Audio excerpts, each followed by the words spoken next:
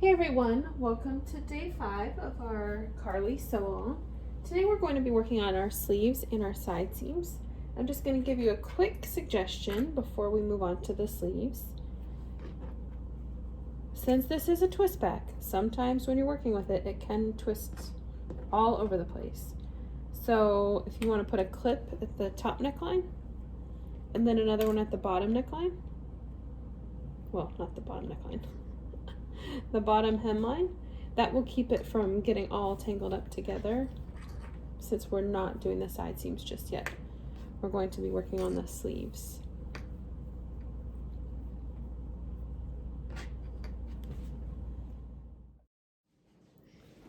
So first we're going to work on the gathered sleeve. You'll notice on the paper pattern piece, it's a little bit confusing if you didn't use layers, but you'll notice this is the center notch. And then you have 2 black lines that show where to gather between. And then if you've printed in color, you'll see that there's a second set of lines. And those are just to indicate the front sleeve versus the back sleeve. Now, because it's a gathered style, it's not super important, but that's what that second set of lines are for. If you printed in black and white and turned your layers off, you'll see that it's the same line pattern as your size. So I did print in color, but I printed with all the layers turned on just so you could see that distinction, that if you were to print in black and white, it does show up as a solid line just because they're all sitting on top of each other. So we'll set that to the side.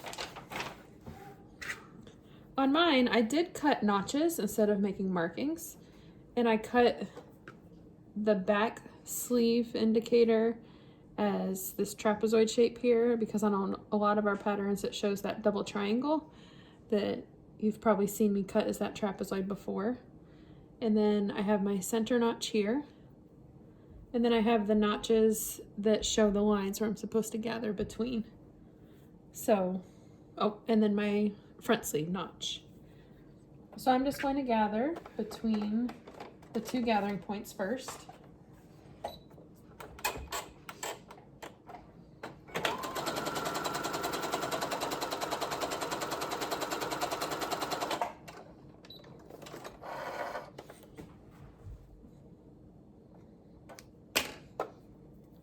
And then I'll do 1 more row of the gathering stitches just to make it a little more secure.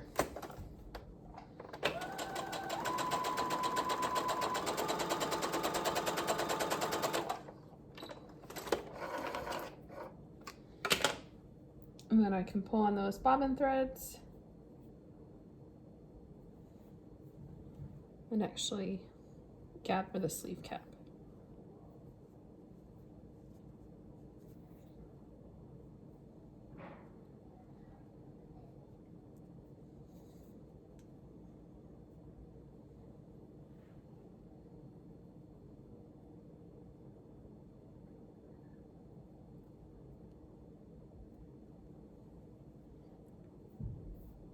So there's the gathered sleeve cap. Sometimes it's helpful to put clips all along the gathered section just to help keep the gathers in place until you're ready to attach it. And then we just have to gather the bottom hem, the bottom raw edge of our sleeve. So again, we'll do 2 rows of gathering stitches.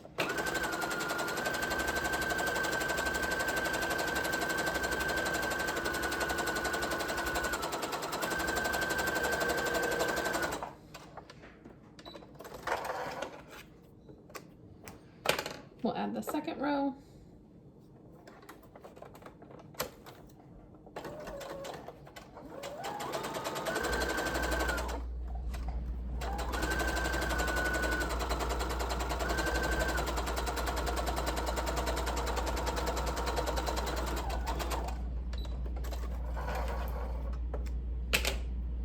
Again, we'll pull on those bobbin threads to gather the bottom edge of the sleeve.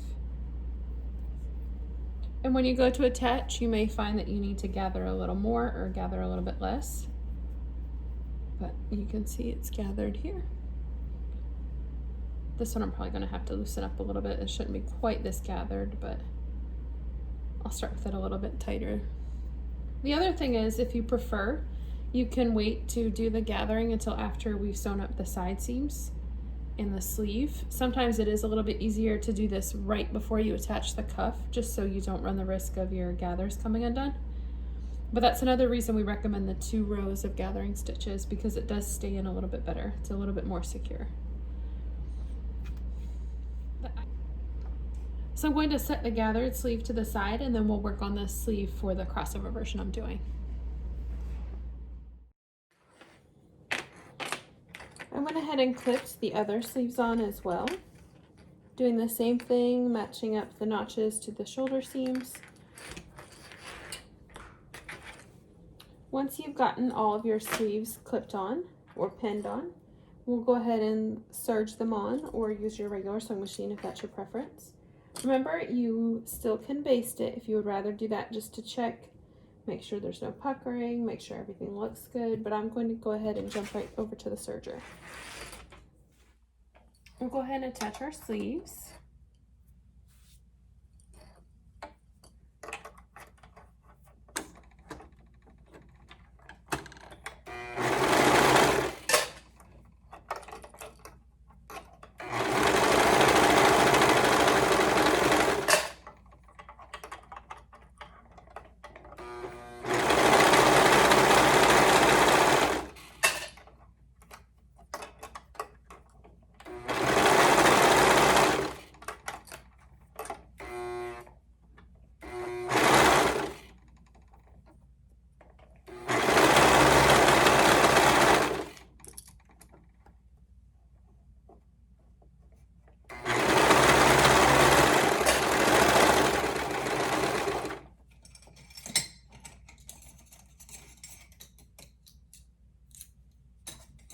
I lost my scissors that were over here. I don't know where I put them.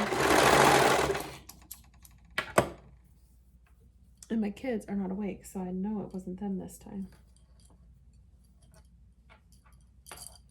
Okay, we'll sew the other sleeve up.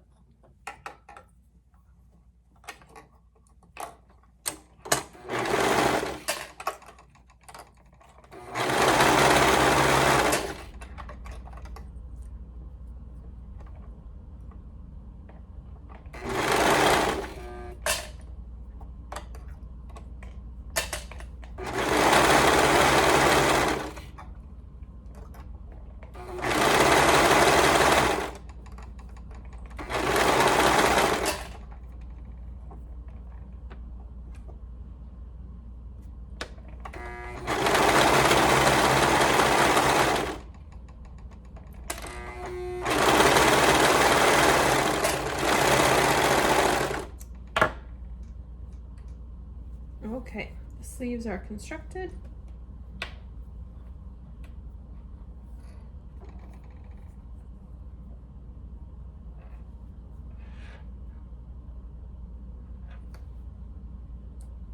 We will set that one to the side so I can attach my other set of sleeves.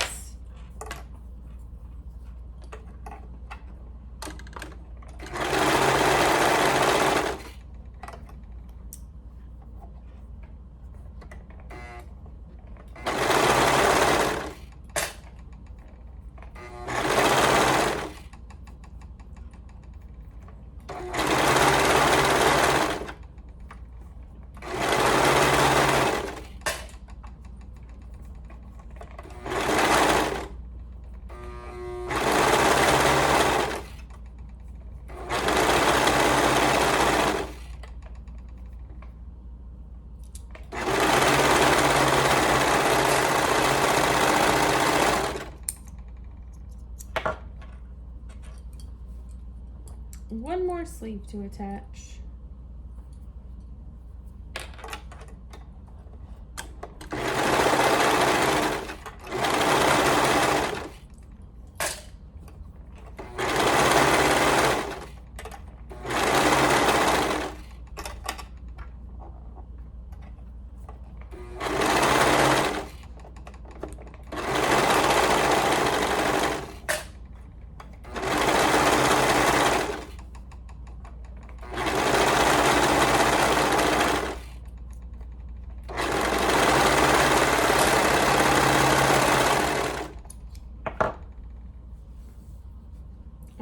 Once you've constructed the sleeves, we're going to sew the side seams, and that will finish the sleeves as well.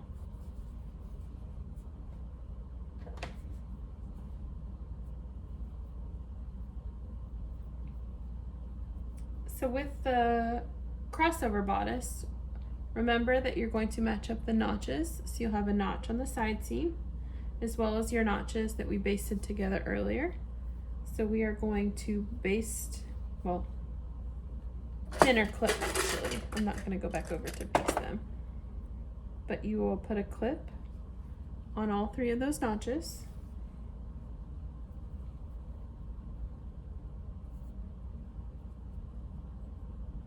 And then at the bottom hem,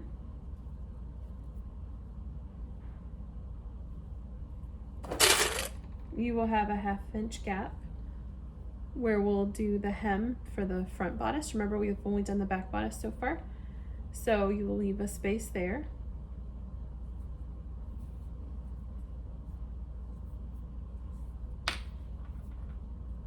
And then I'm going to put a clip under the arm to match those seams up.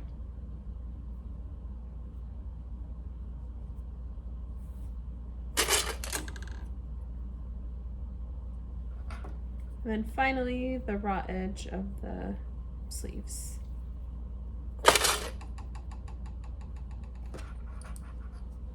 I'm just gonna trim these serger tails a little bit. They're getting a little out of hand. These threads too.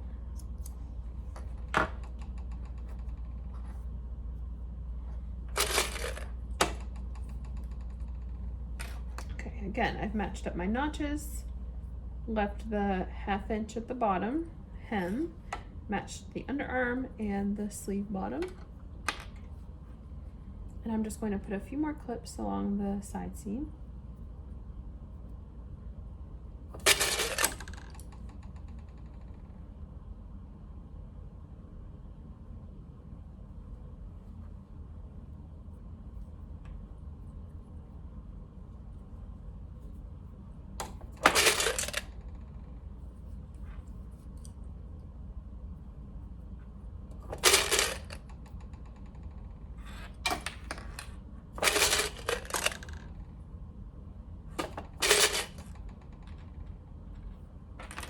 All right, we are ready to sew it up.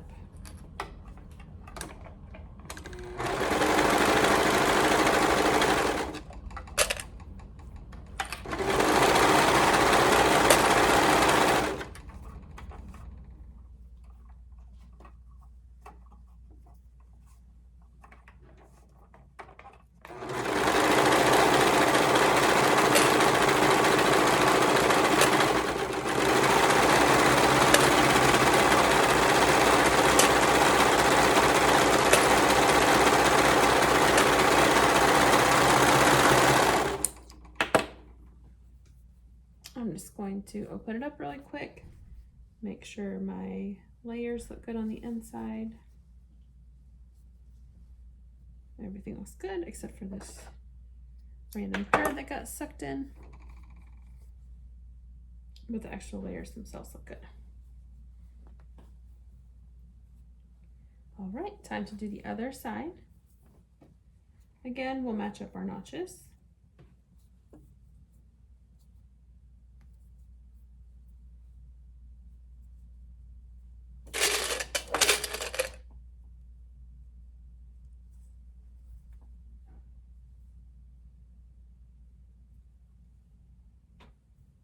We'll leave a 1/2 inch hem allowance at the bottom hemline.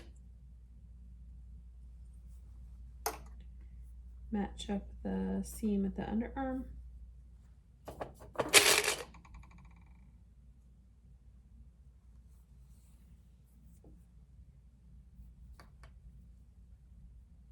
And then the bottom of the sleeve. And then you can put a few more clips throughout.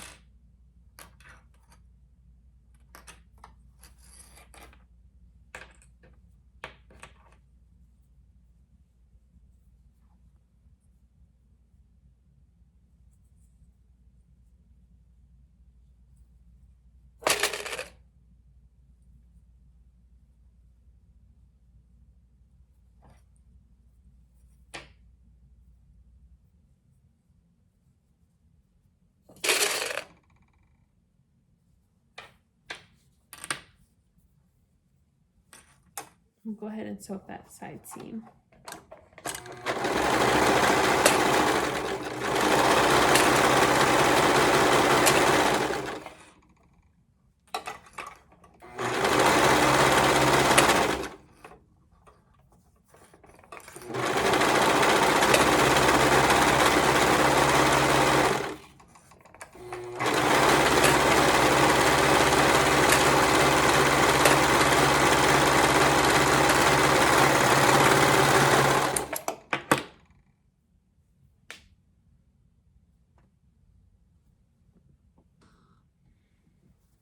Once you've sewn up that side seam, we can turn it right side out just to check out our work.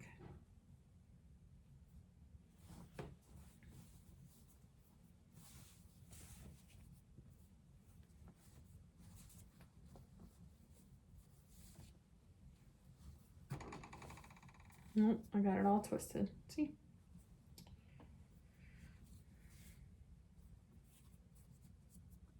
Okay. Clean up these threads here real quick. But everything else looks good.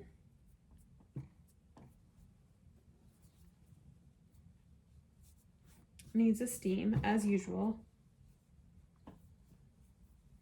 So there's the cross back all finished up. And of course, you could wear it either way. This way I would probably have her wear a cami or something under it, a tank.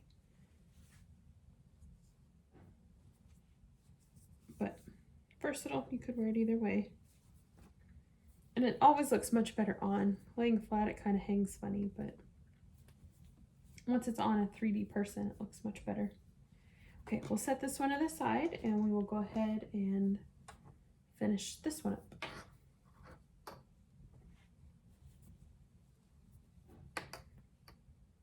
Remember, instead of notches, we just have this little snip.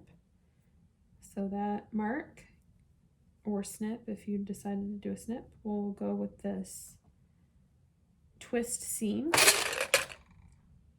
we could call it. And then you'll match up your underarms.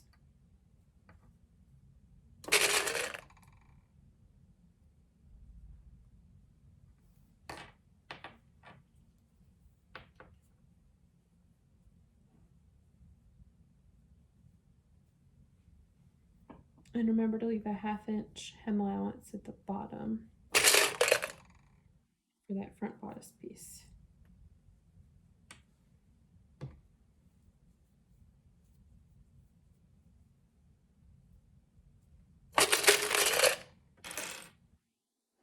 And the bottom of the sleeve, the raw edge there, and then we could just put a couple clips throughout.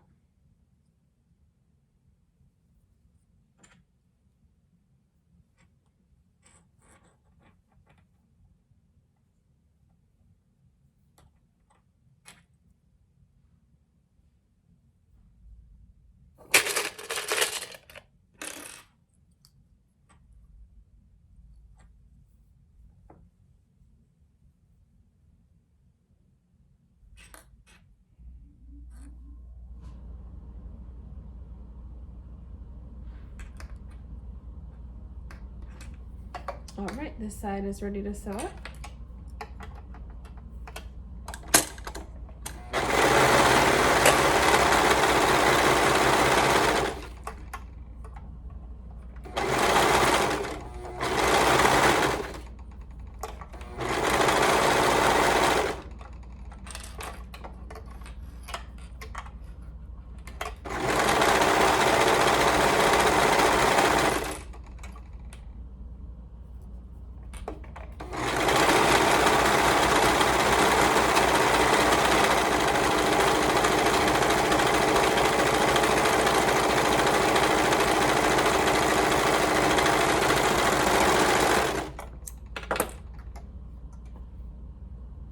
Okay, one side is sewn up. Now we'll sew the other side. Same thing, match the seam with the little mark or snip that you made in the side seam.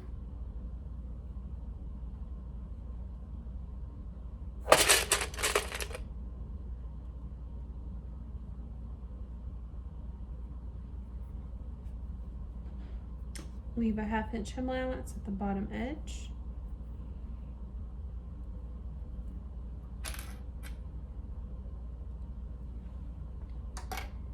Match up that underarm seam.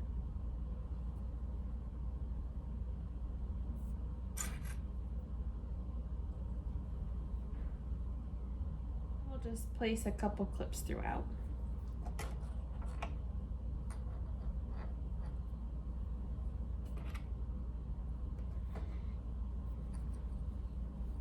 Go ahead and sew up that last side seam.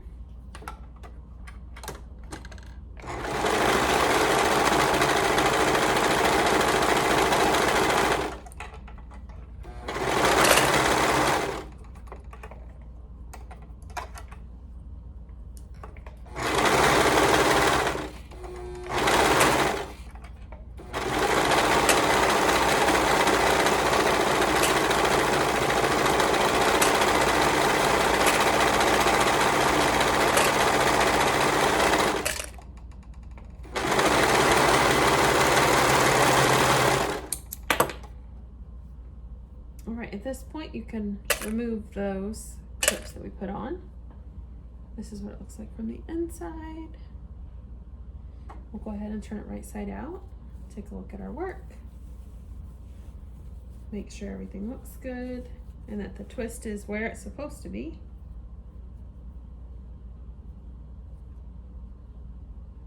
If you're curious about the fit, the twist back is slightly more fitted than the cross back. The twist back is slightly more fitted than the crossover, excuse me. I keep mixing up the names. So you can see I have a twist here and a twist here. Everything looks as it's supposed to.